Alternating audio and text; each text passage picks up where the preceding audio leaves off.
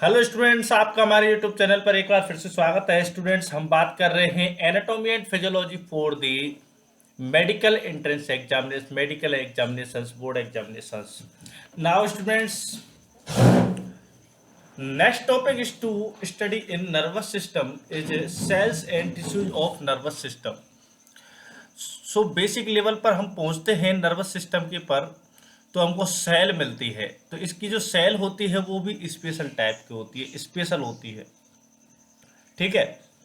फिर इसका टिश्यू होता है, तब जाकर के सिस्टम बनता है ऑर्गेन से मिल करके।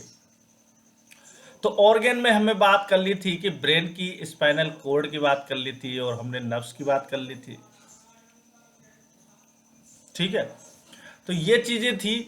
अब स्टूडेंट्स, हमारा अगला काम है, अगला चैप्टर है, आगे बढ़ाना है। तो उसमें हम पढ़ते हैं सेल्स और टिश्यू के बारे में।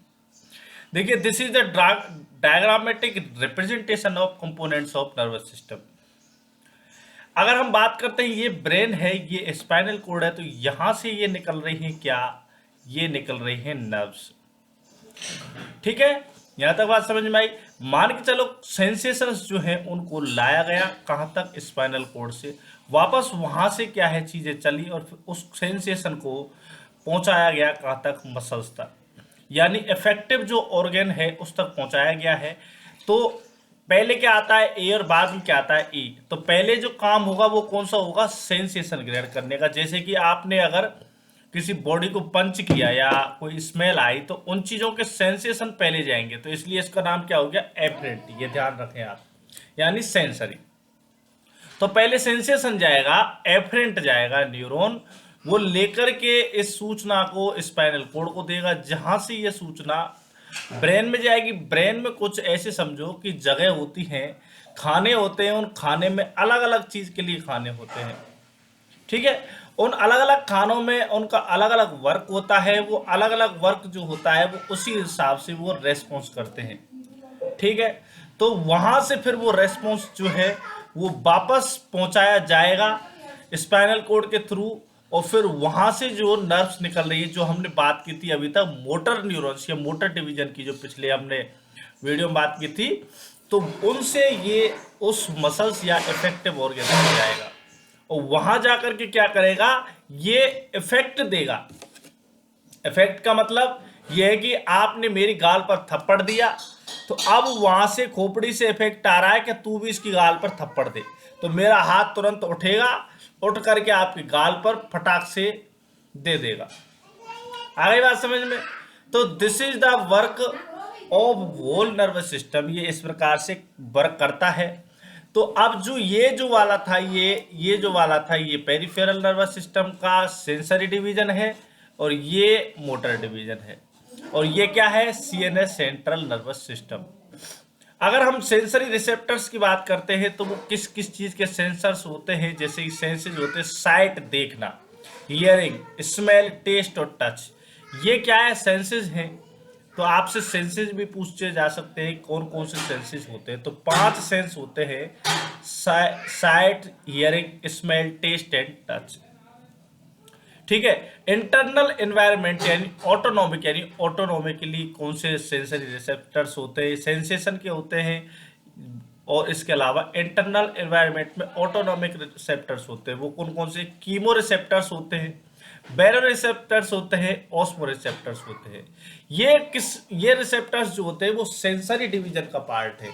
लाइक दिस, अगर हम बात करते हैं मोटर डिवीजन की, तो मोटर डिवीजन में जो इफेक्टिव ऑर्गन है वो 2 प्रकार से वर्क करेगा: सोमेटिकली या ऑटोनॉमिक। सोमेटिकली यानी वॉलेंटरी, जैसे कि स्केलेटल मसल्स पर वर्क किया जाता है। इसी प्रकार से ऑटोनॉमिकली या इनवॉलेंट्री बात करेंगे, तो कार्डियक मसल्स का जो वर्क होता है वो क्या है? इनवॉलेंट्री। इनवॉलेंट्री का मतलब ये है कि आप खुद उसको क्या है? कवर नहीं कर सकते। वो अपने आप होगा, जिस हिसाब से अगर होगा तो अपने आप ही होगा, वो पूरा का पूरा नर्वस सिस्टम के द्वारा ही होगा। ठीक है। चलिए, कार्डियक मसल्स की एक्टिविटी, स्मूथ मसल्स की एक्टिविटी एंड ग्लैंड्स की एक्टिविटी, वो भी 2 प्रकार से होती है: सिंपैथेटिक डिवीजन के द्वारा एंड पैरासिम्पैथेटिक डिवीजन के द्वारा ये एक्टिविटी होती है। तो ये हमने सेंसरी डिवीजन और मोटर डिवीजन के बारे में पूरा का पूरा पढ़ा और हमने आपको बताया डायग्रामेटिकली कि what is the functional components of nervous system and there works. Now students, our next step is to study about cells. Students, if you have not subscribed to our YouTube channel, then subscribe to our YouTube channel. Like the video if you are enjoying this video. Okay, let's study about cells. There are two types of nervous tissue, neurons and neuroglia. ठीक है, देखिए neuron जो है, neuron जो होती है वो क्या है, सेल्स ही होती है. तो दो टिश्यू जो होता है दो प्रकार की सेल्स से मिलकर के बना होता है, एक तो न्यूरॉन्स के द्वारा और एक न्यूरोग्लिया के द्वारा. आगे बात समझ में. नर्वस टिश्यू जो है वो दो चीज़ों से मिलकर के बना है. There are two types of nervous tissue. वो दो चीज़ों से मिलकर के बना है. वो कौन कौन सी है, एक तो न्यूरॉन्स हैं और एक न्यूरोग्लिया है. ठीक है, न्यूरॉन्स का मतलब जो नर्वस सिस्टम की सेल्स हैं और न्यूरोग्लिया, इन दो चीज़ों से नर्वस टिश्यू मिलकर के बना होता है. तो अब सेल्स से ही तो मिलकर के बना होगा, तो न्यूरॉन्स जो हैं वो नर्व सेल हैं, are the working units of the nervous system that generates and transmit nerve impulses. तो जो नर्व इम्पल्सेज हैं उनको जनरेट करना और ट्रांसमिट करने का जो काम है वो किसका है, न्यूरॉन का है, नर्व सेल्स का है. आगे हम बात करते हैं जो न्यूरॉन्स हैं इनको सपोर्ट किया जाता है कनेक्टिव टिश्यू के द्वारा, जिनको कलेक्टिवली कहते हैं हम neuroglia, which is form from different types of glial cells. जो कि ग्लियल सेल्स जो होती है कई प्रकार की, उनसे मिलकर के क्या होता है, बना होता है क्या, neuroglia. There are vast numbers of both cell types, 1 trillion 10 की power 12 glial cells and 10 times fewer 10 की पावर 11 न्यूरॉन्स.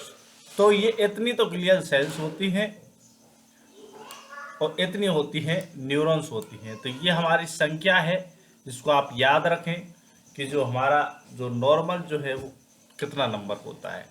अगर हम कॉम्पिटिशन एग्जाम की बात करते हैं तो वहाँ पर ये पूछा जा सकता है. अगर हम न्यूरॉन की बात करें तो न्यूरॉन की हम स्ट्रक्चर की बात करेंगे कि न्यूरॉन कैसा होता है.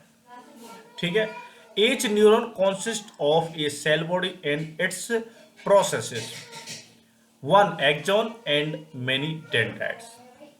तो इम्पोर्टेंट जो चीज है जो न्यूरॉन है इसमें क्या है, वो ये है मेन पार्ट होता है बॉडी का. तो देखिए ये है सेल बॉडी, ये जो आप गोल गोल सी देख रहे हैं ये पूरा का पूरा क्या है, न्यूरॉन है. ये क्या है, न्यूरॉन है. ठीक है, अब ये माइलिनेटेड और नॉन माइलिनेटेड क्या होते हैं ये हम बाद में बात करेंगे. पहले आप मेन चीज समझिए कि ये सारे की जो सारी है ना, ये है कोशिका, एक सेल. सेल में भी पार्ट्स होते हैं, तो ये जो वाला पार्ट है ये है सेल बॉडी, और बाकी के क्या है, बाकी के आप ऐसे समझो ये तो सेल है, ये मेन बॉडी है, और इस पर ये जो लगे हुए हैं ना ये क्या है, बाल है, ऐसे समझो. अब जो लॉन्ग बाल है, लंबे वाले बाल होते हैं, ठीक है, और एक होते हैं छोटे वाले बाल.